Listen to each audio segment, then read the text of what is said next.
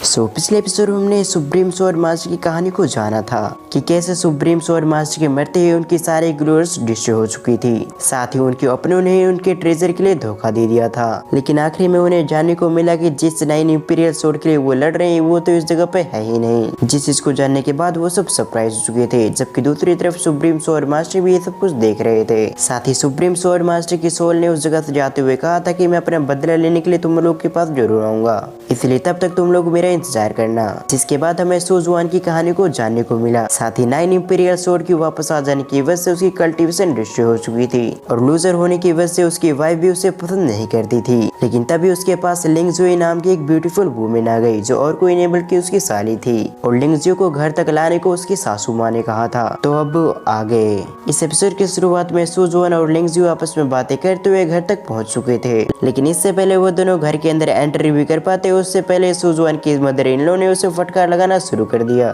साथ ही सुजुआन की mother in law ने उसे फटकार लगाते हुए उससे कहा, सुजुआन मैंने लिंगजुई को तुम्हें लाने के लिए काफी समय पहले भेजा था, लेकिन आने में तुम्हें इतना समय कैसे लग गया? क्या तुम मुझे बताओगे? क्योंकि एकेडमी इतनी भी दूर नहीं है, कितना समय लग जाए? ये सुनने के बाद लिंगजुई सुजुआन के बचाव में कुछ कहने की कोशिश करती है, पर लिंगजुई की मदर ने उसकी बातों को काटते हुए उसे अंदर की ओर भेज दिया। लिंगजुई को उस जगह से भेजने के बाद लिंगजुई की मदर ने सुजुआन से कहा, कहीं तुम लिंगजुई को तो पसंद नहीं करते, क्योंकि अगर ऐसा है तो फिर मैं तुम्हें जान से मार दूंगी। जबकि अपनी मदर इन लोग की बातों को सुनने के बाद सुजुआन सरप्राइज होते हुए कहता है, वो तो मेरी छोटी बहन की तरह है, इसीलिए मैं उसके बारे में ऐसा बिल्कुल भी नहीं सोच सकता। जबकि सुजुआन की बातों को सुनने के बावजूद उसकी मदर इन लोग ने उसे कुछ समय और फटकार लगाया। फिर कुछ समय बाद उसने सुजुआन से कहा कि हमारे क्लैन हेड और बाकी सभी तुम्हारा इंतजार कर रहे हैं, इसीलिए एल्डर्स को बिना ज्यादा वेट करवाए जल्दी से हॉल के अंदर पहुंचो, क्योंकि वो सभी तुमसे कुछ इम्पोर्टेंट बातें करना चाहते हैं। फिर अगले सीन में हम वेन फैमिली के मीटिंग हॉल को देखते हैं, जहाँ पर काफी सारे लोग पहुंच चुके थे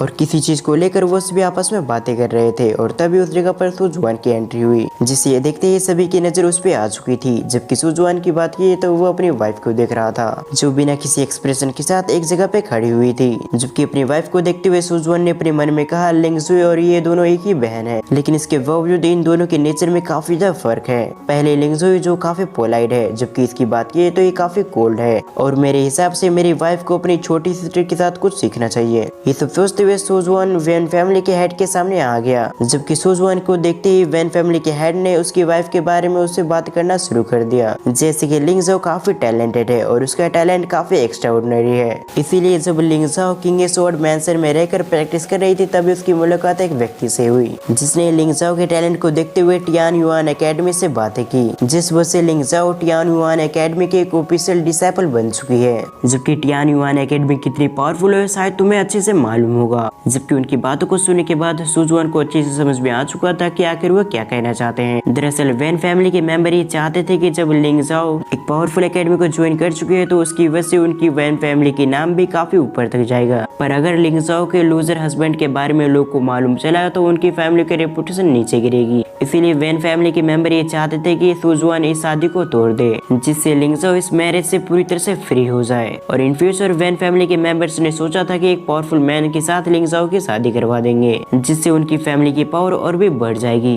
इन चीजों के बारे में सोचते हुए सुजुआन ने कहा, आप क्या कहना चाहते हैं मुझे अच्छे से मालूम है, लेकिन ये डिसीजन काफी बड़ा है, इसलिए मैं चाहता हूँ कि लिंगजाओ खुद डिसीजन ले। वो अगर इस मैरिज को ब्रेक करना चाहते हैं तो मैं बिल्कुल भी इनकार नहीं करूंगा। जब सुजुआन ये सब कुछ कह ही रहा था तभी उसके पीछे से एक आवाज आई, जिसने उससे कहा, सुजुआन तुम्हें अपने एल्डर की बातें समझना चाहिए। और जिस व्यक्ति ने सुजुआन से ये कहा था उसका नाम प्रिंस वही था। जबकि प्रिंस वही की बातों को सुनने के साथ ही सभी लोग उसी की ओर देखने लगे। साथ ही प्रिंस वही को रिस्पेक्ट देने के लिए एल्डर भी अपनी जगह से खड़े हो गए थे, जिससे ये बात साफ था कि ये प्रिंस वही किसी बड़ी फैमिली से बिलोंग करता है। सिंसिप्टोग्राम प्रिंस वही को देखते हैं, जिसने एल्डर को बताया कि वह सुजुआन से मिलने के लिए आया है। ये कहने के बाद प्रिंस वही सुजुआन की ओर देखते हुए उससे कहता है, मैंने बिल्कुल भी एक्सपेक्ट नहीं किया था कि किंग स्वॉर्ड मैंसन में कल्टीवेशन कहते हुए तुम अपने सारे कल्टीवेशन को खो दोगे और पूरी तरह से एक लूजर बन जाओगे। साथ ही पिछले 1 साल में मैं देख पा रहा हूँ तुमने बिल्कुल भी कल्टीवेशन नहीं की, या फिर लूजर बनने की वजह से तुम बिल्कुल भी कल्टीवेशन नहीं कर पा रहे। ये सब कुछ कहते हुए प्रिंस वे के चेहरे पे स्माइल थी, जिससे साफ था कि वह सुजुआन को नीचा दिखा रहा था। जबकि ये सुनने के बाद सुजुआन को काफी गुस्सा आने लगा, इसलिए उसने प्रिंस वे से कहा, ऐसा लगता है कि तुम अपने प्रीवियस पिटाई को भूल चुके हो, तो क्यों न एक बार फिर से हम फाइट कर ले। जिसके दौरान मैं तुम्हारी मेमोरी को फिर से ताजा कर दूंगा।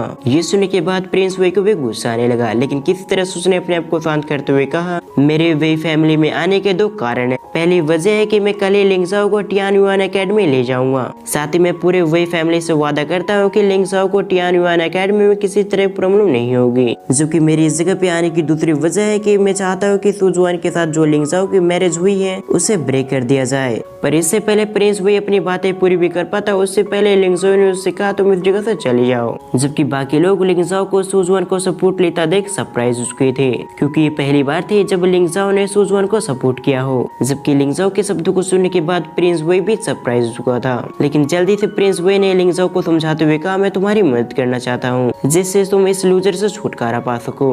लेकिन एक बार फिर से लिंगजाओ ने प्रिंस वेई की बातों को काटते हुए उससे कहा कि वो मेरा हस्बैंड है, इसीलिए मैं बिल्कुल भी नहीं सुनूंगी कि कोई मेरे हस्बैंड के बारे में बुरा कहे। जबकि प्रिंस वेई की सिचुएशन को देखते हुए सुजुआन हंसने लगा। साथ ही सुजुआन ने प्रिंस वेई का मजाक उड़ाते हुए कहा, क्या तुम मेरी वाइफ से शादी करना चाहते हो? ये कहने के बाद सुजुआन वैन फैमिली के लोगों पे गुस्सा होते हुए कहा, इस जगह पर एक आउटसाइडर आकर वैन फैमिली के हॉल में आकर कह रहा है कि वह मेरी वाइफ का ध्यान रखेगा, और जब ऐसी बातें बाहर के लोग को मालूम होगा तो वो आखिर वैन फैमिली के बारे में क्या बात करेंगे। साथ ही जब बाहर के लोग को ये बातें मालूम होगी तो बाहर के लोग वैन फैमिली के लोगों पे हंसेंगे। जबकि दूसरी तरफ प्रिंस वेई उसकी बातों को सुनने के बाद काफी गुस्सा हो चुका था, इसलिए प्रिंस वेई ने सुजुआन पे हमला करने के लिए अपने फायर पावर से उस पर अटैक कर दिया। पर ये देखते ही लिंगजाओ ने सुजुआन को बचाने के लिए अपनी आइस की पावर को एक्टिवेट करते हुए उस अटैक को डिस्ट्रॉय कर दिया।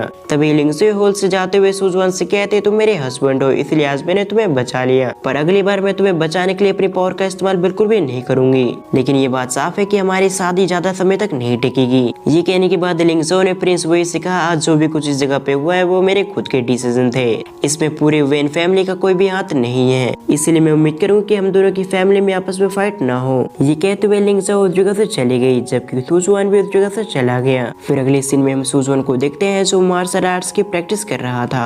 तभी सुजुआन हमें बताता है कि कल्टीवेशन के अंदर 4 स्टेज हैं, martial Dao, Yuan Dao, spiritual Dao और आखिरी में मिस्टिकल डाओ। और मैंने अपनी प्रीवियस लाइफ में काफी अच्छे से कल्टीवेशन की, जिससे मैं मिस्टिकल डाओ के आखिरी रेलम में पहुंच चुका था।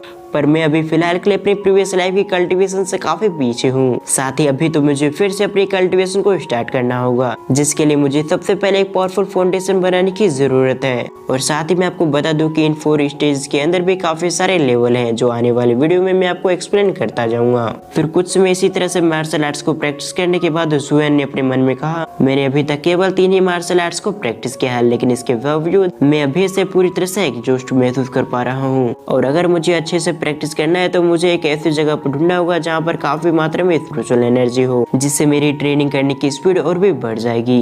या फिर स्पिरिचुअल एनर्जी के बिना मुझे किसी ट्रेजर का इस्तेमाल करना पड़ेगा, क्योंकि मुझे किसी भी तरह से अगले 3 महीने के अंदर मार्शल डाओ को ब्रेक थ्रू करना है, ताकि मैं जल्द से जल्द युआन डाओ स्टेज में पहुंच सकूं।